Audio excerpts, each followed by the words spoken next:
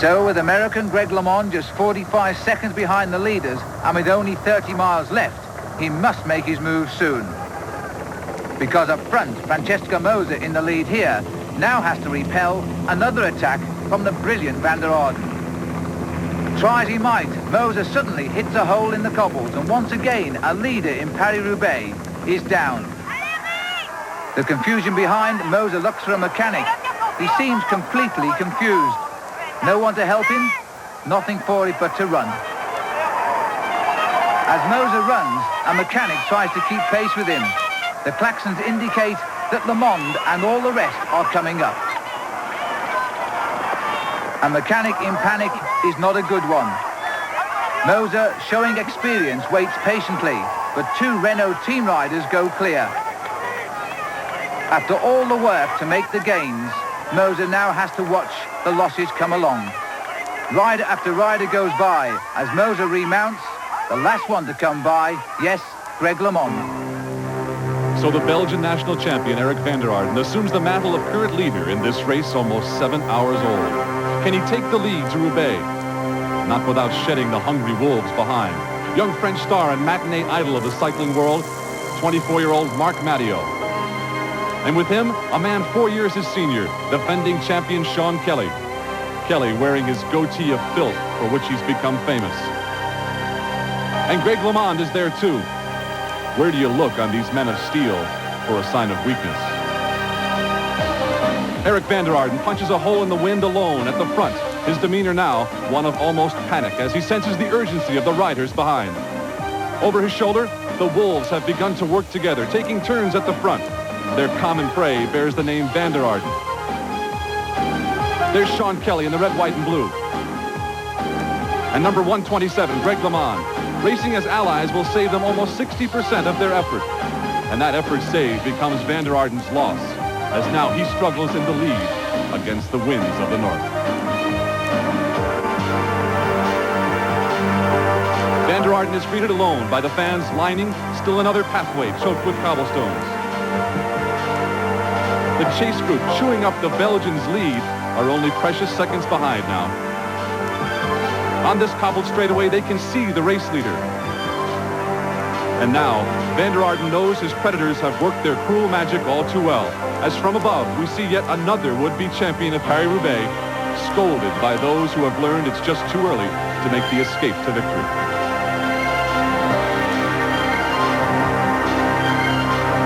And so Eric Vander Arden, wearing the colors of Belgium on his jersey, is consumed by the rest of the pack. Eric Vander Arden trades the lead for a place in the pack in the town of Sisson, 15 miles from Roubaix. It's clear now that the winner of this classic will come from within this group of 8 riders. Will it be Sean Kelly or the Frenchman Madiot? Or number 127, Greg LeMond? LeMond now taking his turn at the front. Who will strike first on the roads to Roubaix? After 150 miles of competition in the worst conditions imaginable, who could possibly have the strength to find one more sprint for a victory? The velodrome in Roubaix begins to fill with the thousands who will soon know the answer to that very question.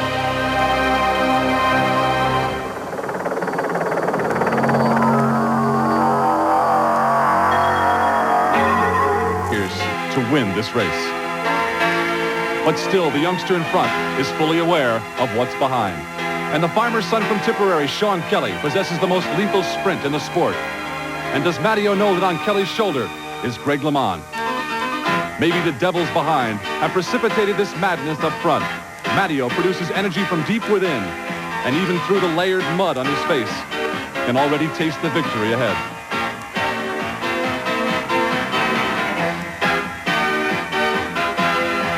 The other sprinters chasing must wonder why the Frenchman doesn't collapse as he puts more distance on them. Marc Madiot, who finished 9th in the Moscow Olympics before turning professional, has the greatest achievement of his career within grasp. And then the word comes to Madiot from the race car. If he can maintain an even pace now, the race will be for second place. That race will include LeMond and Kelly, who have been silent partners since the very beginning. Up front, Madiot accepts an unofficial victory in the form of a handshake from his coach, Cyril Guimard. Lamond has gone to a sprint to try and take a second, while Madiot makes the final turn towards the velodrome. And behind him, 6 riders in the town of Roubaix will decide second place. Madiot has entered the velodrome 400 yards from victory, while his French teammate Bruno Vochnek, the son of Polish immigrants, leaves the chase group. Vochnek, who lives only miles from Roubaix, tries to reach home in second place. Back in the velodrome, and Marc Madiot raises his arm to the now deafening crowd to watch a fellow Frenchman win this most prestigious crown. What they're about to find out, though, is that there'll be 2 Frenchmen on the rostrum, as here comes Vochnek. And as Madiot greets the crush of reporters, watch the race for third, Lamond and Kelly, joined by 3 other riders entering the velodrome.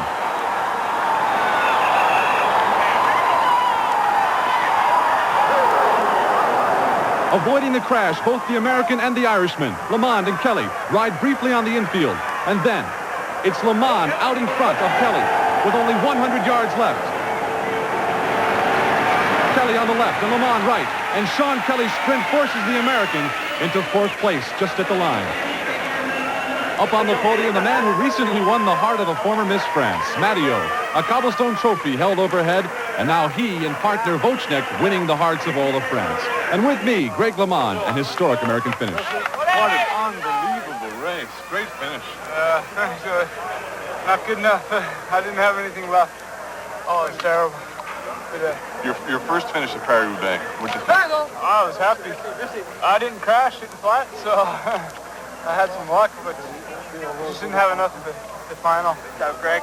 The worst cobbles we've seen, the worst conditions we've seen in some time. What was it like out there?